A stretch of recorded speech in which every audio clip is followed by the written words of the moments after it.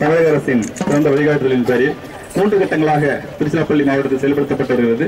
முதல் கட்டமாக மண்ணச்சநல்லூர், மருங்காபுரி, காப்பியங்கார்பேட்டை, தொட்டியம் ஆகிய ஊராட்சி ஒன்றியங்களில் இந்த இயக்கம் செயல்படுத்தப்பட்டு ஒவ்வொரு ஊராட்சியிலும் கிராம ஒருங்கிணைப்பு சங்கங்கள் அமைக்கப்பட்டு அந்த சங்கங்களுக்கு 10 லட்சம் ரூபாய் 3 தவணைகளாக நிதி விடுவிக்கப்பட்டு வருகிறது. அதேபோல் 2ஆம் கட்டமாக இயக்கத்தின் முக்கியமான அம்சங்கள் குறித்து ஒரு நிமிடங்கள் நமது கலைக்குழு இதை நமது கலைஞர் நடத்துமாறு உங்களுக்கு கேட்டுக்கொள்கிறேன்.